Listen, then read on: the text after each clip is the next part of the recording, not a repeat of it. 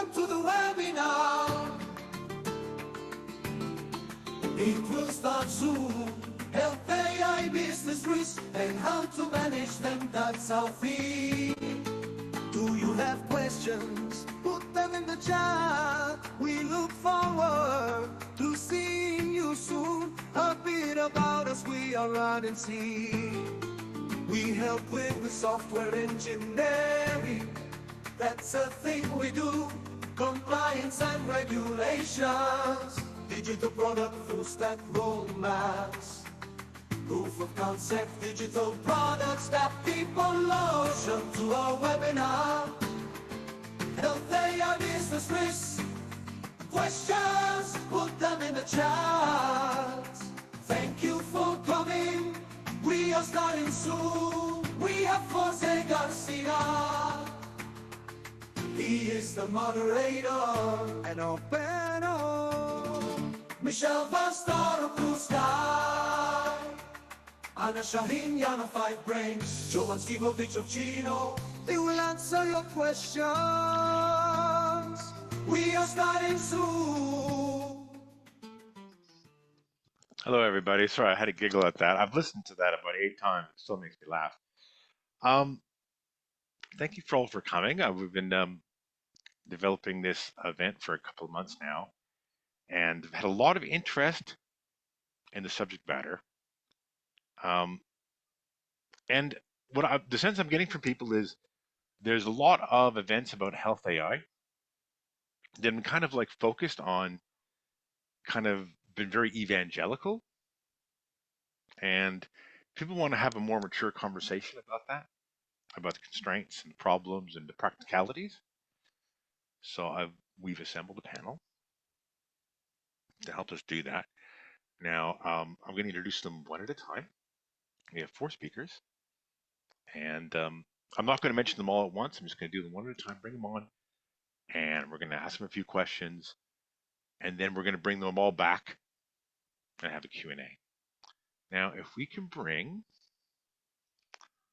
our first speaker, Anna Shaheen, and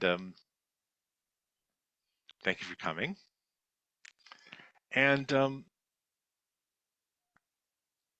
now, maybe could you start just by introducing yourself very quickly and telling the audience what you do? Thank you, Jose. Thanks for organizing this webinar. It is really interesting to meet the other speakers also. So I am a co-founder, CEO at FiveBrain. My background is physics, and even though I have a large experience in data science, in R&D, in building AI solutions for enterprises, and the idea of the FiveBrain, we have started just based on our experience, that the challenges that we were facing while developing AI solutions. So short about FiveBrain is a data science platform that helps medtech companies, research teams to build AI solutions. It helps them to get access to the data and also reduce the development costs. 80% of the development is taken by data processing, data development. And our idea was as much as possible to reduce development. Can you run us through, thanks for that, the things that cause the training costs, the development of these products to go kind of like go out of control or go over budget, or go higher than they need to be, and the kinds of things that will impact the accuracy and the quality of these products. Yeah, sure. But let me start from the little bit need, why we need it, because we don't need AI just having technology in healthcare provider side, yeah? Like we don't want just the technology to use it. The idea of using AI technology is that currently we have a shortage of both pathology, shortage of radiologists, and 2 people out of 3 don't have access to the radiologist. And only in the US, the annual medical error cost is 17 billion. And according to some statistics, 300 to 400 doctors only in the US again are committing suicide annually. But on the other hand, population is aging, demanding more diagnosis, images, surgery, even adaptation of digital twins. But according to Gartner, in all sectors, 85% of healthcare AI projects fail. And this number is even higher for the healthcare.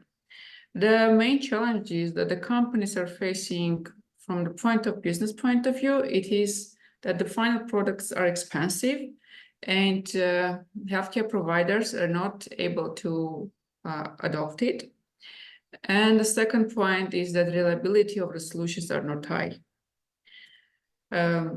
Why it is in the context of product, it goes to user experience, but in the context of why it is getting so expensive, first it is when we work for the healthcare, we need to have medical experts involved in the development process. Just for example, in case of AI-powered diagnostic, or for example, Jeffrey Hinton said that 2016 that radiologists will be replaced, and we don't need to train radiologists at all. But you know that now we have still radiologists, and we have a shortage of radiologists, but AI is not there at the moment, at least. And the reason is that, again, it is that we need medical experts involved in R&D processes. And we have a shortage first, and it is expensive. Just it is increasing the project cost. That is another point that it's doing. In the context of why it is not reliable, the final solution, first, in AI, we need a vast amount of data for training AI solution. But all of us know that getting access to the medical data, sensitive data, is a problem.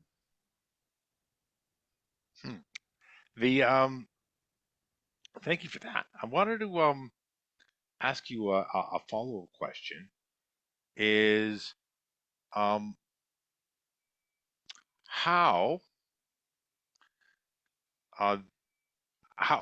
can we improve the accuracy of these models? And I think you were talking about so people having problems with the accuracy of the model sometimes. Is there things that we can do, or people should be aware of, when they're developing these products, about improving the accuracy? Yeah, well, first, from our experience, what we think we should do and how we help with our customers is that first we analyze the data. It is about, in AI, when we have a vast amount of data, we need to understand how good is our data. And because not each data makes sense from the algorithm point of view. And first we need to analyze it, understand how good it is, how much it is representing the pathology cases. And the other side, so we need first to understand the data, and based on that understanding, build the AI solution. The second is that we need more data. How we help, for example, to get the data, it is we enable remote model training when the data is left on the hospital or diagnostic center environment, but the algorithms themselves that travel, let's say, and train and take only insights, then take only meta information that doesn't relate to sensitivity or privacy of patients. That is another aspect. And the other aspect is using generative AI solutions. But from medical imaging point of view, that we are mostly expertized. In this case, generative AI solutions do not work well because, like, we have MRI, CT images, and you know that MRI, CT images, we have a pathology represented like white pixels or black pixels. It depends on the modality, of course. But with generative AI technologies, it is hard to control the pixel values in the context of where they are located. But if they are not in the correct place, it means the pathology, which is anatomically not correct, they can say. And for that, we have designed another approach for generating images, for creating more images to increase the reliability. But first, our experience, again, it is just, we need to understand the data better. Thank you so much for that. And I'm going to bring on our next speaker, and we're going to stay there. We're going to bring you back for the Q&A in a few minutes. We have another scientist based in the United Kingdom. Michelle, can you hear me? Yeah, I can hear you absolutely fine, Jose. Welcome. And Michelle's comes from an academic background. Got you're one of them. You're widely cited in. I think you spun out of the University of Nottingham. Can you introduce what you do just very quickly? Sure. Yeah, so I worked for 20 years in automatic face analysis. That is analyzing the face and looking at all the movements and all the behaviors you do there. And 5 years ago, we spun out Blue Sky AI, which looks at all the medically relevant behavior from the face and the voice. So that means certain medical conditions, they change the way you express yourself, they change the way you behave. Because our core technology is really good at picking up facial muscle actions, blink rates, the tone of voice, movements of your head, etc. We can now get objective measurements of these medical conditions that change the way you behave. So obvious examples or clear examples are depression, motor neuron diseases, neurodegenerative diseases, neurodevelopmental diseases, etc. And that's what we make. You do that using an ethical AI approach, meaning that we try to give as much power to the user as possible and make it private by design and ethical by design, and of course go down a medical device certification route. It's very your business model is very interesting because you're developing an underlying technology that's got lots of applications. So you can spin out into a variety of business to consumer or B2B. You've got very long development cycles and very rigorous academic and regulatory approach. So you've got the but the flip side is you're doing a lot more development. What constraints and risks do you face as a developer of this technology, and how do you manage that? Well, the obvious element here is that we need to focus. That's one. As you said, the technology itself to measure mood, for example, from the face or just facial behaviors can be applied in so many different ways. So one constraint is that we do really need to focus, and we're focusing on medical conditions, medically relevant behavior, and we're only applying that into two industries. One is the pharmaceutical industry to support clinical trials, and the other one is automotive industry to support basically health and well-being today and medical conditions in the future. Now, the other element there is, as you said, the development of this. It takes time to collect the data. It takes time to validate the accuracy and the benefits as well that we promise. And we have to do that basically for every new case, for every new, sometimes territory. And that basically means that it can take a long time before our products can go fully into market at scale. But we've got ways of dealing with that. So part of that is that we also create a parallel product usually that is not a medical device, and that's more for health and well-being purposes or just for fun purposes, which can be used today without going through medical device certification, whilst we, in the same sort of environment, in the same setting, collect the evidence and the and all the data we need to make it a full-fledged medical device. Can you talk a little bit more about ethical AI?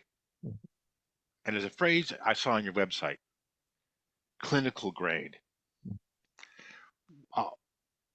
And I want you to could talk about that and contrast it with fake it until you make it. And because we see a lot of people in AI kind of either taking that approach or concerned, oh, wait a minute, just fake it till you make it.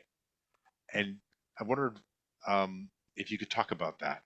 Sure. I think ultimately you can't move fast and break things. If the things that you potentially break are people's health and their clinical care, that's unethical. It's probably illegal. And yes, that is in a sense a conundrum for AI startups and the AI sort of investment ecosystem, which is used to rapid developments, building a minimal viable product, seeing whether it works, what breaks, and then fixing it. You can't quite do that, right? At least not when the intended use of your technology is clinical. And yes, the result is indeed longer development times, and that again has, of course, that impact on the business side. But as I said, we deal with that in two ways. One is, as I said, that we built a parallel version that is not clinical. But the second one is that we deploy our technology for use in clinical trials. And that means that the level of medical device certification that is required is lower. We still build it under quality management system. So that means it still comes with a technical file. It is not software of unknown provenance, or soup as it's called. But it's not a medical device. And that's okay because it's used in a clinical trial, which means that there's a safety protocol around it, and it's used, the harm that it could potentially cause is limited by the number of participants in there, and the fact that you know that we're probably not actually in most clinical trials, we're not the most likely risk to the participants. It's the drugs and the treatments that are the real issue. Yeah, so those are the two ways in which we deal with that. Very interesting, actually. I've spoken to you a couple of times. This is more of a comment than a question, but I'm interested in getting your feedback. Is one common theme, it seems to be, is that actually parallel to the technology, you've got a sales and marketing and product and partnership strategy that has given you that longer runway by establishing those relationships. So that enables you to take a different approach to developing the technology. Yeah, we're highly collaborative, right? So I mean, things that we see as our value drivers include that we're experts in this space, that there aren't many people who know as much about face and voice analysis as we do. We are highly accurate, but yes, we're also highly collaborative, and that means that we're entirely open to work with these partners and to discuss what's possible. You mentioned that I'm an academic. That brings with it some downsides. Learning how to focus was definitely hard for me, but it also comes with some upsides, and that means dealing with complex complex stakeholder scenarios comes natural to us, really, and we are very happy to discuss that. Luckily for us, it's not a highly competitive field yet, so that means that we have time to figure out how to do this properly. Thank you so much, Michelle. Don't go away. We're kind of taking you off the screen. We're bringing you back in about 20 minutes. Thank you so much again. And if we can bring, and from the United States, and thank you so much. for coming, Murtaz. I wonder if you could, and we actually talked about synthetic data in our very first webinar, and this is why I reached out to Gretel, and because it's like, oh, my solution architect talks about you. I have to get one of you guys into one of our webinars, and I mean that was last year. I wonder if you could give us a quick primer on what you do before we get into it. Yeah, I'm happy to. So I'm come from the data and AI space. I've been in data and AI space for a while now. I'm at Gretel. I'm the product marketing lead here. I'm at Gretel. We really focus on solving data bottlenecks with synthetic data. We started with kind of the privacy angle, looking at how we can unlock data privacy. Largely for regulated industries, healthcare has been an early adoption industry for us. We've worked with a lot of large government institutions, one of the largest healthcare networks in the US. Um, and a lot of actually academics and researchers have been great validation for us in the beginning, where they were actually using our product, validating what use cases are good and not good for synthetic data, what type of accuracy provisions need to be in place, what type of statistical correlations kind of make synthetic data eligible for use and kind of rigorous clinical use. And from the data quality and privacy aspects, we do everything from generating synthetic data that's privacy preserving, augmenting data sets for AI and machine learning, filling in missing fields and existing data sets, and a number of other quality issues. But we're really focused on synthetic data at the enterprise market, largely catering to developers. All right. Oh, by the way, I haven't. I normally say this earlier, and but if for the people in the audience, don't wait for the presentations to end. Get your questions in the chat, and now I wonder if you could walk us through. Um, there's obviously big advantages, and when I first heard about synthetic data, I only understood it to be, oh, this is for scrubbing out for privacy reasons. I actually didn't know about the other applications, a lot of the ones you're talking about. Um, can you walk us through um, what are the unique challenges of healthcare data with respect to training AI? Yeah, absolutely. I mean, first and foremost is the regulatory challenges and data privacy challenges, which I think are top of mind of everyone, especially for the audience here. It's probably very top of mind. We see that in our customers as well. So data privacy and unlocking that bottleneck is kind of the first hurdle. Like organizations often have data, but are unsure, and we're largely focused on tabular data. I know there's other, like Anna and others mentioned, like image and other types of modalities. We're kind of focused on tabular data, and particularly with tabular data and clinical data sets, data privacy tends to be a huge component of it, with a lot of PHI and PII data involved in it. Redacting that data, exposing it to the model, and creating a sense privacy preserving version of it that provides mathematical guarantees of privacy and is shareable is kind of like the first level of approach that we focus on, that your data needs to be private before you expose it to a public model, especially with a lot of things that we've been seeing on how public models are prone to a lot of prompt engineering attacks, other types of advanced engineering attacks. There's really no type of security disclaimer or guarantee by any commercial company that could like truly guarantee the privacy of your data set if you're exposing it to what is essentially public infrastructure. Secondly, there's a number of issues with data quality that come in clinical data sets that we've seen. A lot of these clinical data sets are collected by field practitioners. There might be missing fields in these data sets that make them difficult to use for machine learning use cases. There might be issues with data collection, data bias. That might be issues in this data set. It might be a systemic issue with how the data was collected, or it might be just simple errors in recording. Both of those things are kind of things that practitioners struggle with. We view like kind of synthetic data as a tool to use throughout the AI lifecycle, whether it's like you don't have data to start with and you need an initial test data set. Using generative algorithms to create initial training data sets just to test and proof of concept of idea, I think is a great place to get started. A lot of startups tend to be in this cold start problem where they're thinking of how can we get started building a product when we don't have data for the product. So unlocking that use cases, building your first MVP and prototype tends to be a kind of a good use case for a lot of people in that kind of startup segment.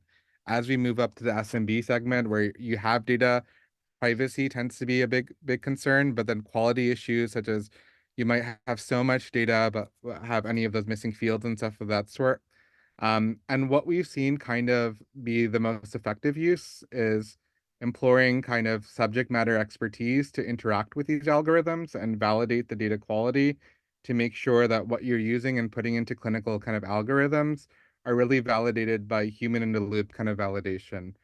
So that human in the loop validation with synthetic data generation is what we've seen to be really effective in the healthcare industry. It's very interesting what you said about the prompt injections. And I had a conversation with Jovan a couple of months ago. And here in Europe, we've got the GDPR. I know you've got HIPAA in the United States. And when they brought in the GDPR, it took years before you saw viral tweets about GDPR violations on social media. There was almost like a grace period. People almost understood or didn't care. But with the AI and the prompt injection attacks, there's not that 5 year grace period where people are going to ignore the data issues. Somebody does a prompt injection attack on a model, posts an image of one of the people in the data set on Twitter, and it goes viral within an hour. So there isn't that. And it's unfortunate for a lot of people because they're still trying to get their head around it. And it's more complex, and they don't have that grace period that people had maybe 6 or 7 years ago. And what kind of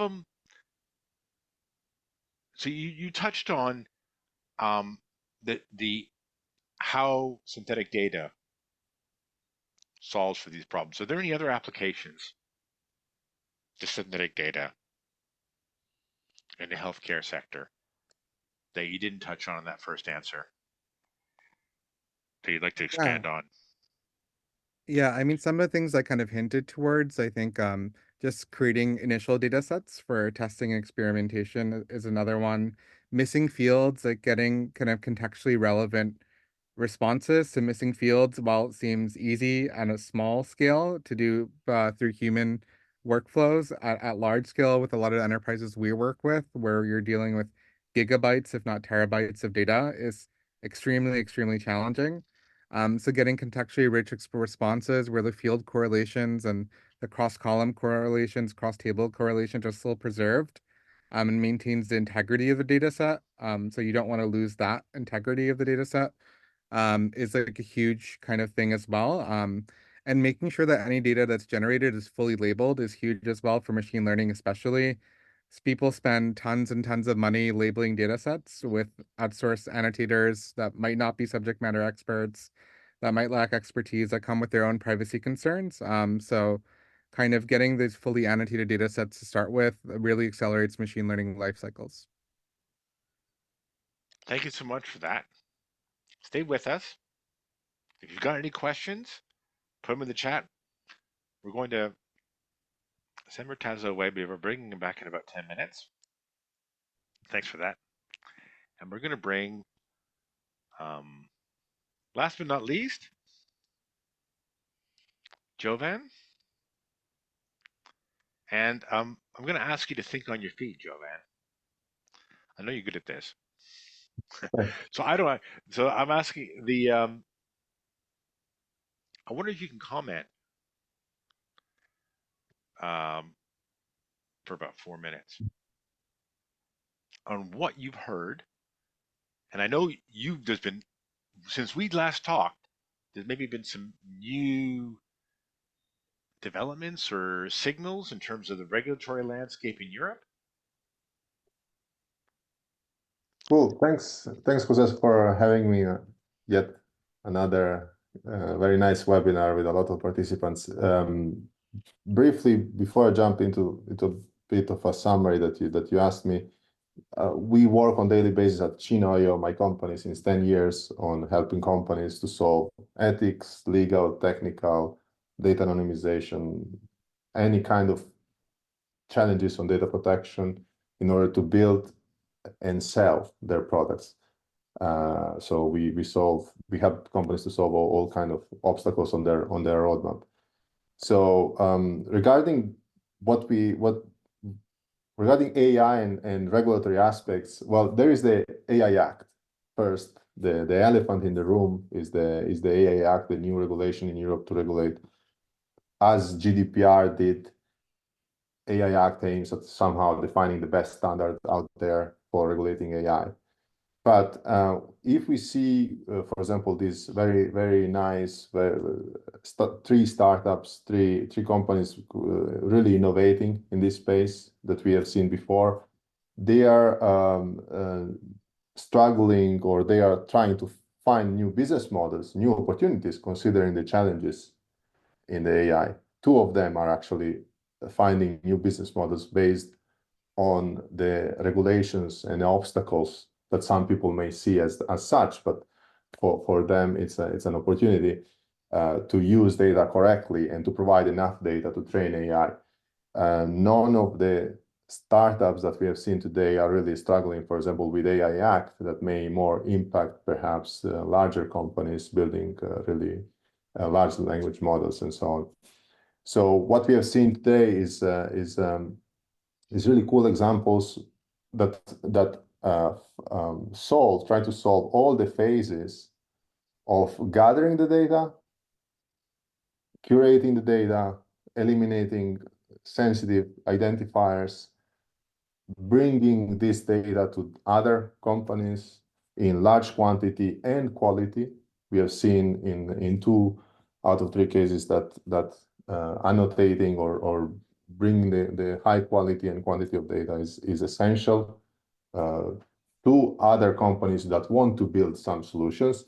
And then we have seen a final solution product that is being built and certified, and all the challenges that they face in order to use the data correctly, collect the data from the users, and then certify products, and finding also their nice, let's say, workarounds or nice solutions to the certification process by providing something that is not certified the test and use the data in order to then certify and build medical grade software.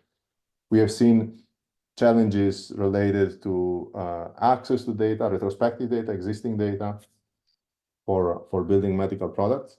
We have seen challenges in anonymizing this data, and for example, synthetic data is one of the most promising technologies nowadays. Still, it has its own use cases, it has its own challenges. And then we have seen how by collecting and curating data sets, you can create really value for third parties. And then on top of that, ethics problems that exist nowadays with more and more with AI asking further questions related on whether a service is ethically correct to be offered in one way or another, how to inform users, how to provide enough transparency, and then delivering those services to the market. So overall, very interesting set of companies covering different aspects on regulatory and challenges in AI. I think it's like the words that come to mind is second mover advantage. I went to another event someone else was organizing the other day about health AI. I got so frustrated, and they were just saying, "Oh, just add a chat bot," and I thought, "Really, is that what you're saying in 2024? Just add a chat bot to replace your customer?" And I think, and I also, I'm hearing the same conversation on Twitter amongst the computer scientists that are working with these models, and where they're actually getting into a more sophisticated conversation past that first wave of evangelicalism that we got, um, like 12 months ago. And the and I always say that Europe's answer to move fast and break things is seek alignment. And I think that's I'm not going to talk too much more with that, but I wanted to ask you another question, and I know because I know you talk to a lot of health tech startups and you mentor them.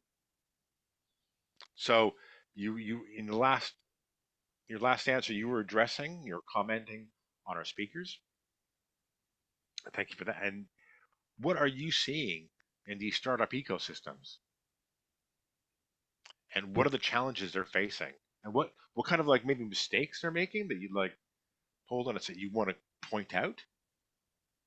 Yeah, that's an interesting question. I mentor a lot of startups in different accelerators, and meet them on daily basis from the very early stages. And what I try to suggest them, even though I'm a mentor on data protection or regulatory side, I'm trying to suggest that fake it till you break it is still doable.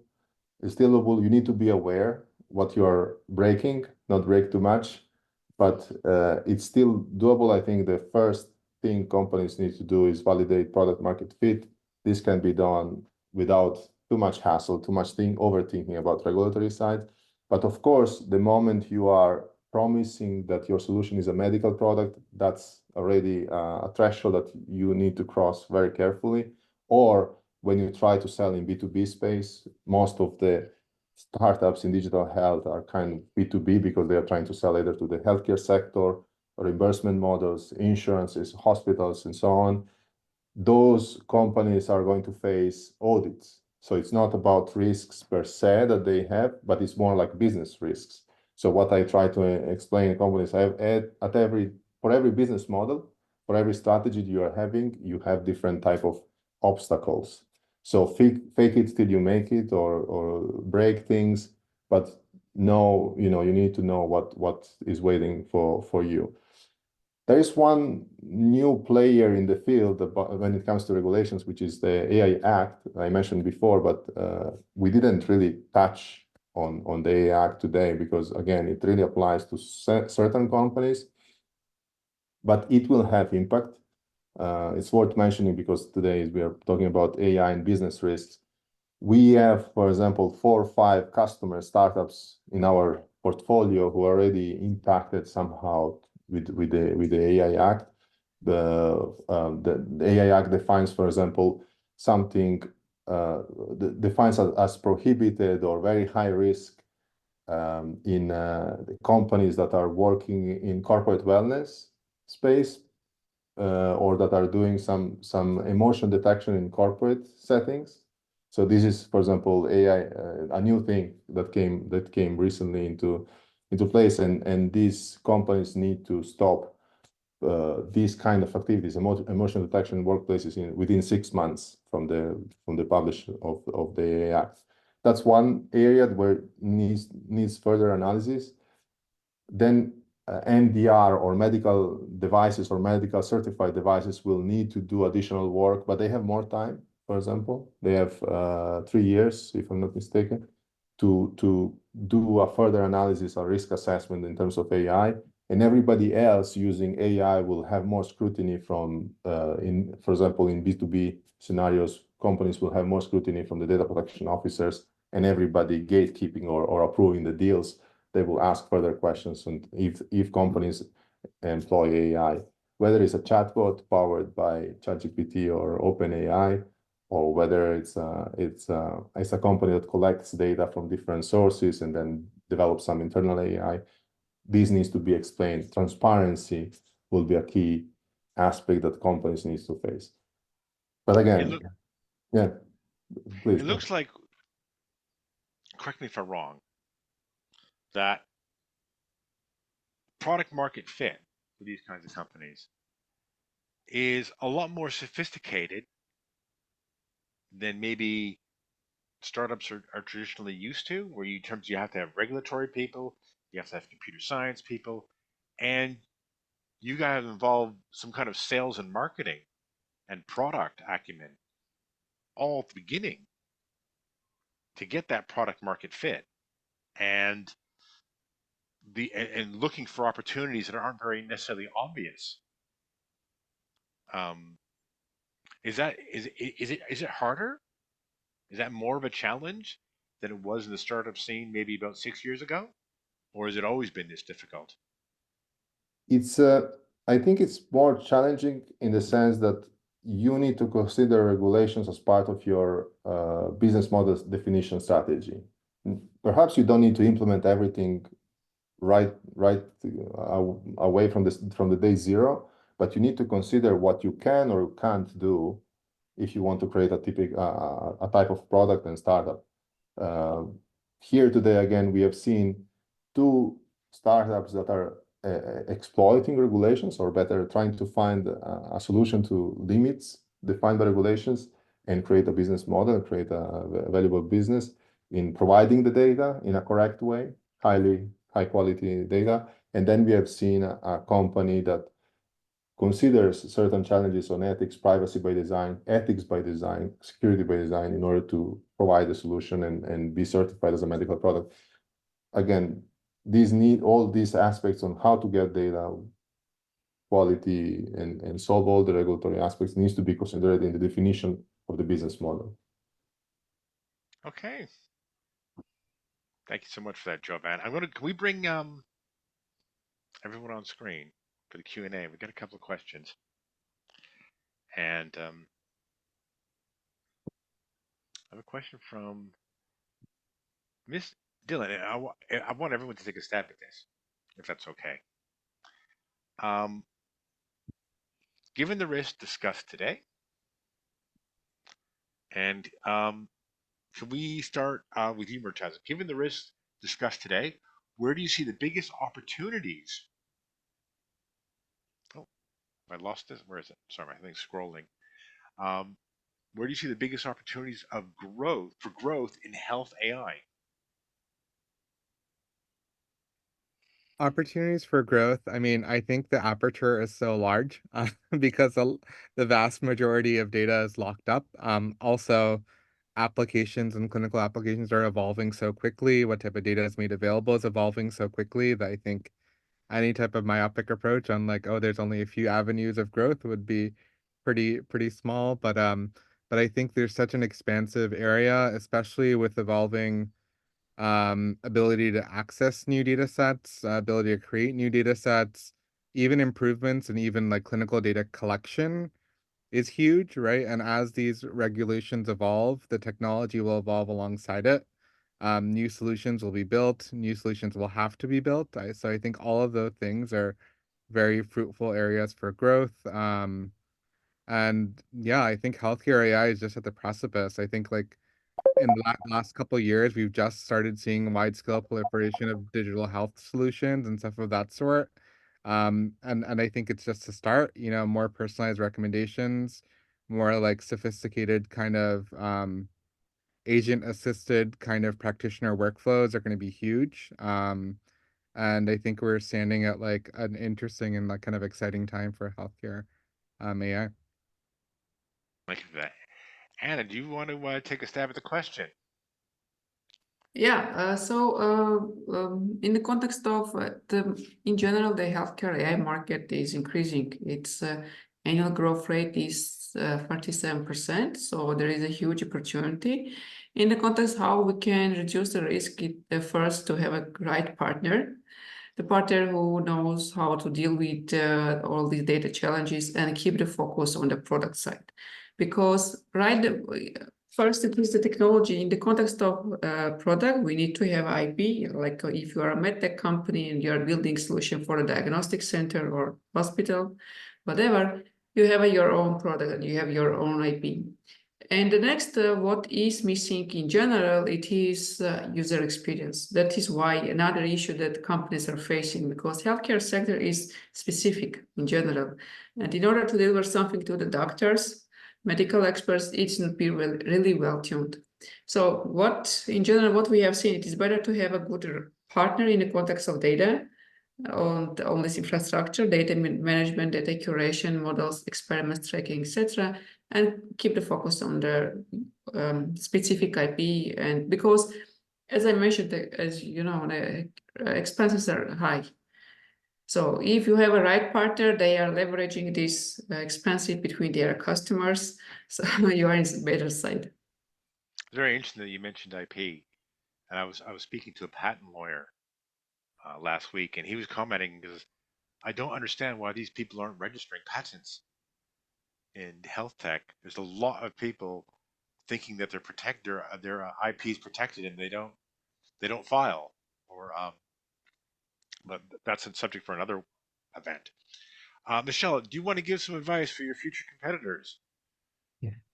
Well, so the question answer depends on what you define as growth. But if I define growth as a fast acceleration in your revenue today, then there's, I think, two main ways to go strategically.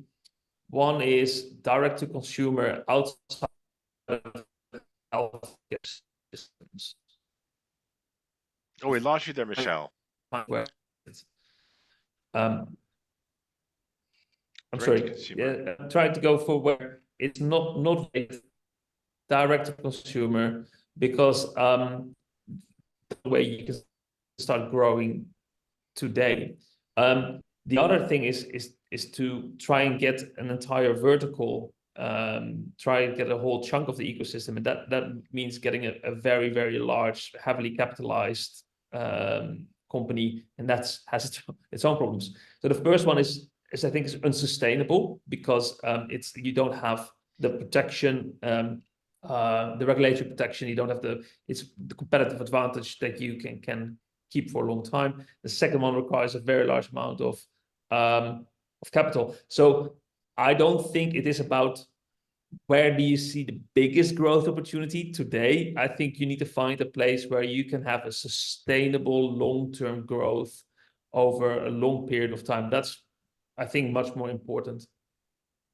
It's interesting that you said that last thing about having a lot of capital. I believe, and maybe correct me if I'm wrong, that there was an announcement in the AI pharma space yesterday where the new startup is getting $1 billion of drug discovery, which is like, I don't know that much about the pharma world. I know it's a different universe. That seems like a lot of money for a startup. Jovan, I'm sure you give this advice a lot when you're hanging out with the incubators. Regarding the business model, or about opportunities for growth in health AI. yeah, well, it's really an interesting question. What I've seen by working with startups since almost 10 years is that, first of all, there are very few unicorns. The healthcare is really challenging sector. The growth is really typically slow. Also, the survival rate is very high, in my opinion. Somehow I see companies finding their ways, but not perhaps growing too fast, but somehow surviving and doing certain type of business. So not really great, but also not that really bad. So it takes a lot of years for companies to succeed. But these couple of years, we have seen very promising startups also struggling with financials. There is a lack of investment in the sector. That's also worth mentioning. I think in the last 18 months, very, very drastic decline of investments. So when we see the opportunity, I agree with the last comment, the suggestion somehow in B2C space where you can establish your position, your market share, your dominant position, and that somehow strategically I see the most interesting. in B2B space, there are a lot of great technologies, a lot of good startups that I've seen in the last years, but somehow struggling in reaching the unicorn stage for sure. I mean, I don't see if there is any on that stage. I've seen a lot of interesting exits towards pharma, for example. Pharma is when pharma or companies related to pharma space or are get interested in something, the acquisitions and exits are quite interesting. One of the first ones we had in Europe was My Sugar example sold to pharma, and then we have seen several other cases over the last years on this in this direction, let's say. They have big pockets. By the way, I'm just before we go to the next question, I'm going to put my Calendly link in the chat. If anybody wants to collaborate with me on a future event, future webinar, because actually, even though I've done all these, I've done quite a few events, I'm kind of dependent on other people to come up with the topics, and then I just kind of organize them. So for example, this webinar was conceived in a meeting I've had with Anna. I think was it 2 or 3 months ago? So I want a quick question. I'm just going to ask this for Murtaza. Have you heard about Rapid Data? They specialize in big scale human data labeling. Have you heard of that? I've not heard of them. I've not heard of them either, but Okay. Something to look. I'll check them out later. yeah. Here's a question. Are there examples in B2B of co-design strategies with risks, benefits, IP rights sharing between developers and users partnering in co-design? Michelle, can you take a first stab at this? This sounds like your neck of the woods. Yeah, no, it is. I wouldn't call it strategies, though. I mean, we're not quite that advanced yet, I suppose. I would more call it sort of muddling through and wading through the treacle, because it is very hard. If you are a proper novel company creating really new technology, there'll be a lot of companies that will want to work with you to co-design solutions. And the problem then, of course, ultimately lies around IP, and in particular, exclusive rights of using that IP.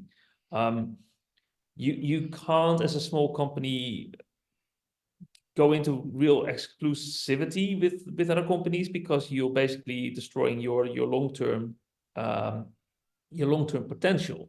But on the other hand, you need to get going, and you need to get that technology used by others. So we do it. We co-design a lot. We tend to use, for example, copyright as something that we're very happy to give to others.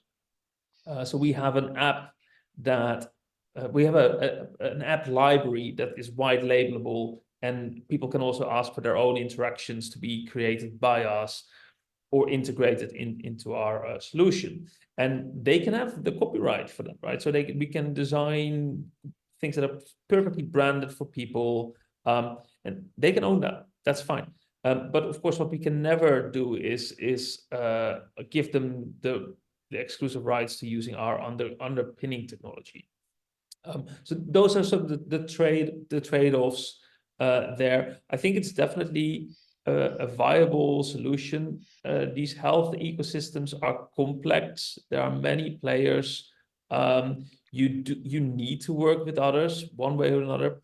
I think, and I suppose it's not necessarily co-design always, but we think of some others as delivery partners or channel partners that get us to the end user or get us to the end payee. So yeah, that's how we do it. You definitely have to go in very early in any conversation with your conversation about IP. I mean, that's almost like the end of meeting one. So how shall we do it? Because you can waste a lot of time otherwise if you don't do that. Okay, we're gonna do something a little bit different this time. We're wrapping up the event, running out of time. If anybody would like to stay, we've got like 1 or 2 more questions. And also, we're going to open up breakout rooms. If you want to speak, if you want to do some post-event networking or speak to one of the speakers, I think you should be able to see 4 rooms pop up on your screen. Hi, yeah, Jose is a technician here. Yeah, there's now breakout sessions open, and there is a networking room there where we'll be going in afterwards for a debrief and a follow-up. If you wanted to connect, feel free to message and see if you can book a one-to-one. There's some additional rooms there. Thank you. How do people go? So how do people go into a breakout room? Oh, They if just you click on the breakout button, there is a join button for the networking sessions. So what I'll do is I'll just put the final slide up. Oh, breakout. I see it in my 3 dots in the bottom right-hand corner. That's it. Next Yeah, to I'll lead. need you to wrap up there, Jose, and I'll cut to the slide and then people can join. Okay. All right, everyone. Thank you so much for coming. And we're wrapping it up. And we're going to be doing another event on the digital therapeutics ecosystem, and we'll be doing another event on health AI in June. Thank you so much for everyone for coming. Thank you. Thank you, Jose. Thank you. And thanks to all the speakers. You guys have been brilliant. And I've learned a lot talking to you even before the event. So let's see. So that's it from today. And let's see. I'm going to go to the networking room. Let's see if I can do this. Rooms. Join room.